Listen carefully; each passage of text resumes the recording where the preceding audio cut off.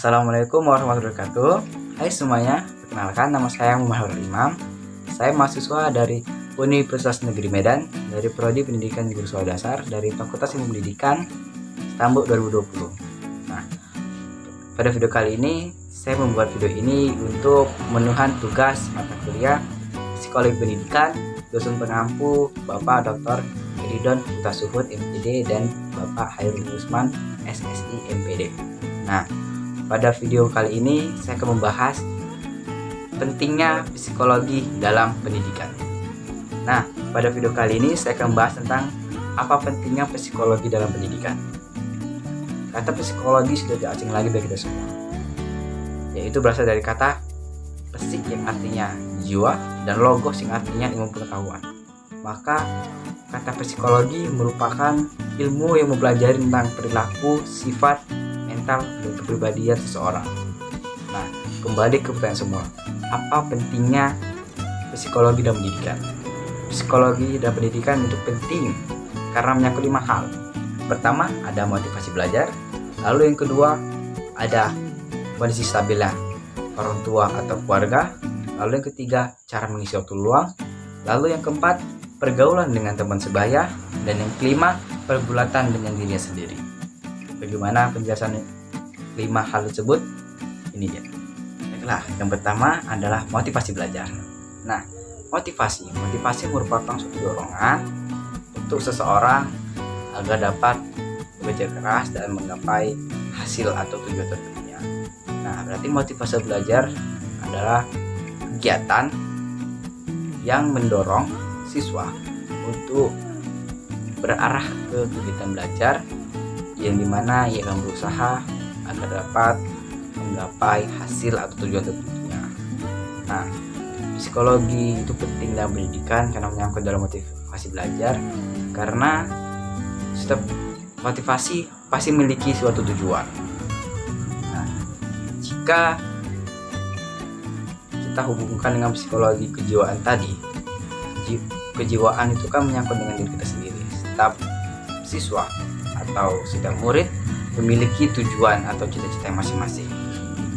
Jika mereka bekerja keras, belajar keras, maka kita perlu memberikan motivasi. Motivasi bisa berupa reward, bisa berupa motivasi dirinya sendiri, yaitu semangat untuk dapat menggapai hasil mereka tanpa ada paksaan dari manapun.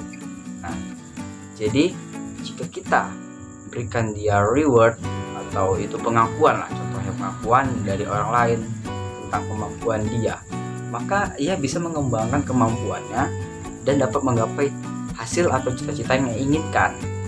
Nah, oleh sebab itu kita sebagai seorang calon guru harus mengetahui bagaimana kondisi siswa kita, kemampuan mereka, cita-cita yang mereka inginkan, sehingga kita dapat membantu mereka dengan memberikan motivasi atau reward agar siswa kita tersebut dapat meraih cita-cita atau hasil yang mereka inginkan. Nah, yang kedua yaitu adalah stabilitas kondisi keluarga atau orang tua. Keluarga merupakan pembentuk pertama kepribadian anak atau siswa. Nah, jika anak tersebut diasuh oleh keluarga yang baik, maka ia akan memiliki kepribadian yang baik pula. Nah, jika ia diasuh oleh keluarga yang kondisinya kurang stabil atau kurang baik, contohnya orang tua mereka bercerai, maka siswa tersebut akan memiliki kepribadian yang kurang baik pula. Contohnya, ia suka menyendiri, ia sulit bergaul, ia sulit berteman dengan orang lain.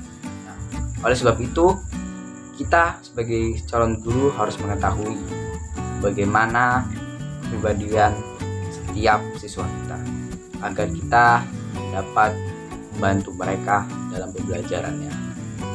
Karena setiap anak memiliki kepribadian kondisi keluarga yang berbeda-beda sesuai dengan stabilitas keluarga mereka masing-masing. Nah, yang ketiga, cara mengisi waktu luang. Seorang anak yang memiliki kepribadian yang baik, maka ia akan mengisi waktu luangnya dengan hal yang positif, contohnya berolahraga, bermusik, atau berkreasi.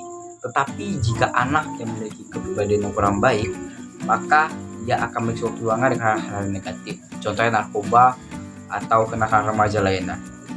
Oleh karena itu, kita sebagai calon guru yang baik harus dapat mengetahui bagaimana kepribadian setiap masing-masing peserta didik kita, agar kita dapat mengarahkan mereka ke bakat, kemampuan, dan minat mereka masing-masing, dan dapat mereka gunakan mengisi waktu luang dan juga dapat mereka kembangkan sehingga dapat berguna bagi diri sendiri dan juga untuk orang lain di sekitarnya. Nah, lalu yang keempat, pergaulan dengan teman sebaya. Nah, teman sebaya merupakan seseorang yang sangat penting dan sangat berpengaruh bagi setiap orang di kehidupannya. Oleh karena itu, teman sebaya merupakan seseorang yang dapat membantu perkembangan dari seseorang. Contohnya dari perkembangan psikologisnya, kepribadiannya, ataupun dari sikap ataupun karakternya. Oleh karena itu, kita sebagai calon guru harus dapat mengarahkan setiap peserta didik kita untuk mencari teman yang baik. Karena jika kita berteman dengan teman yang baik, maka kita akan memiliki sifat-sifat atau karakter yang baik pula. Tapi jika kita berteman dengan orang yang kurang baik, maka kita akan terpengaruh ke dalam hal yang kurang baik pula. Oleh karena itu, sebagai calon guru harus selalu mengingatkan pada peserta didik kita agar dapat mencari teman yang baik. Kelima, pergulatan dengan diri sendiri. Maksudnya adalah mencoba melawan hal yang tidak sesuai dengan keinginannya tetapi ada dalam dirinya. Contohnya, ada seorang anak yang terlahir dari keluarga yang broken home.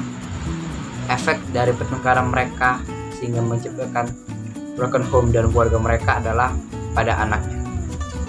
Anak tersebut akan memiliki kepribadian yang kurang baik akibat pertengkaran dari orang tua mereka. Ia akan memiliki sifat yang kasar karena diasuh dengan cara yang kasar pula. Ia akan bersifat dan bicara dengan orang lain dengan cara yang kasar, atau mungkin ia memiliki sifat yaitu emosi atau temperamental yang sulit dikontrol, sehingga anak tersebut memiliki image yang buruk di mata orang. Maka kita sebagai calon guru yang baik harus bisa membimbing, mengarahkan, dan mendidik siswa tersebut agar dapat menjadi pribadi yang lebih baik dengan cara mengajarkannya untuk mencoba mengontrol emosinya agar ia dapat bersifat, bersikap, dan berbicara yang baik pula kepada orang lain dan menjadikan image-nya yaitu pribadi yang baik.